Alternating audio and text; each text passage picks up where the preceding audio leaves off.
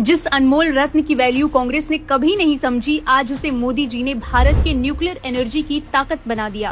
भारत का prototype fast breeder reactor अब critical श्रेणी में पहुंच चुका है। ये रिएक्टर इस्तेमाल से ज्यादा ईंधन बनाता है। पीएम मोदी ने इसे गर्व का क्षण बताया है। कल पक्कम में बना, भारत में ही डिजाइन और तैयार किया गया ये रिएक्टर खास इसलिए है क्योंकि ये जितना ईंधन इस्तेमाल करता है उससे ज्यादा ईंधन बना सकता है। ये रिएक्टर थोरियम के इस्तेमाल से बनाया गया है, जिसकी यूपीए सरकार के समय अंधाधुंध तस्करी की गई। लगभग 60 लाख करोड़ रुपए के थोरियम समुद्री तटों से गायब हो गए। क्या ये संयोग था या प्रयोग?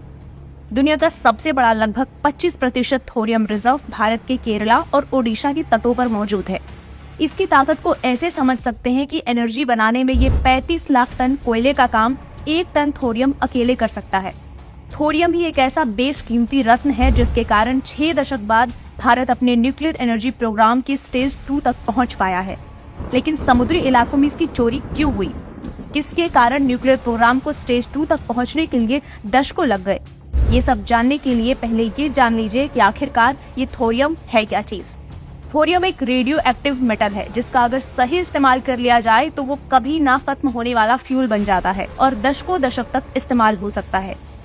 भारत अभी थोरियम बेस्ड न्यूक्लियर प्रोग्राम पर ही काम कर रहा है और इसका कॉन्सेप्ट नेहरू के कार्यकाल में भारत में न्यूक्लियर प्रोग्राम के जन्मदाता डॉक्टर होमी भाभा लेकर आए थे। आप सोचिए, ये प्रोग्राम 1950 में शुरू हुआ था और आज तक कंप्लीट नहीं हो पाया। क्यों? क्योंकि पिछली सरकारों और सबसे ज्यादा समय तक सत्ता में रहने वाली कांग्रेस सरकार ने इसे ठंडे बस्ते में डाल दिया था, जबकि इसका मुख्य उद्देश्य ही था भारत को थोरियम से एनर्जी बनाने में आत्मनिर्भर बनाना। और देखिए, आज 2024 में जाकर हम 3 स्टेज के न्यूक्लियर प्रोग्राम की दूसरी स्टेज पर पहुंच चुके हैं। जाति जाति चिल्लाने वाली कांग्रेस सरकार की इससे बड़ी नाकामयाबी और क्या होगी? भारत में यूरेनियम ना होने की वजह से डॉक्टर भाभा ने न्यूक्लियर प्रोग्राम के लिए थोरियम को एज अ फ्यूल चुना था, क्योंकि ये भारत में आसानी से समुद्री तटों पे मिल जाता है। लेकिन पिछली सरकारों से ये भी ना हो सका, जबकि मेन मिनरल्स थोरियम देश में ही मौजूद था।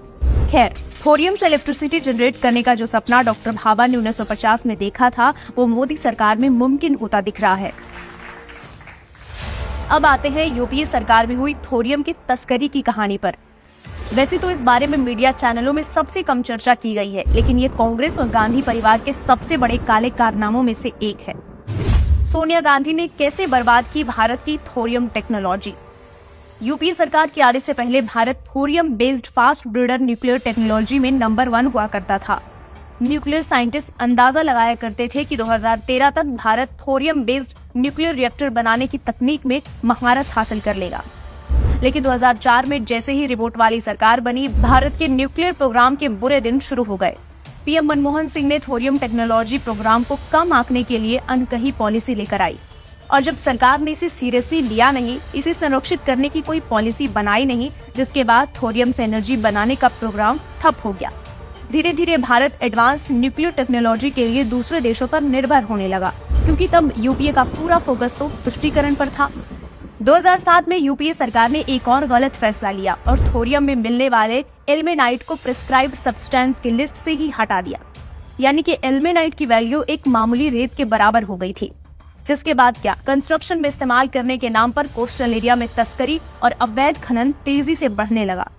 न्यूक्लियर साइंटिस्ट के दावों की माने तो 2004 में यूपीए सरकार के आने के बाद 1,95,000 टन थोरियम के बराबर लगभग 2 million ton rare earth material समुद्री इलाकों से गायब हो चुके हैं, जो बड़े पैमाने की तस्करी का संदेह पैदा करते हैं। सोशल मीडिया पर दावा है कि थोरियम से भरपूर ये रेयर अर्थ मिनरल्स बड़े पैमाने पर खनन करके दूसरे देश भेज दिए गए।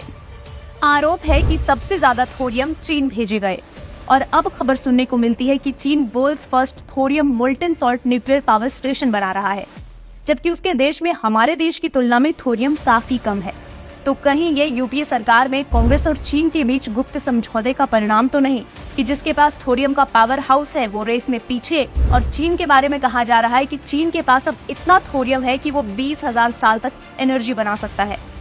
अब आप अंदाजा लगाइए थोरियम की पावर की और कांग्रेस की भारत के साथ धोखाधड़ी की। लेकिन मोदी सरकार ने हमारे कोस्टल एरिया में यूं ही पड़े थोरियम नाम के अनमोल रत्न की असली वैल्यू समझी। भारत अब ऐसी टेक्नोलॉजी पर पहुंच गया है जहां वो खुद फ्यूल बनाकर लंबे समय तक न्यूक्लियर एनर्जी चला सकता है। मोदी सरकार में भारत की ये उपलब्धि इंडिया के न्यूक्लियर फ्यूचर का फाउंडेशन स्टेप है।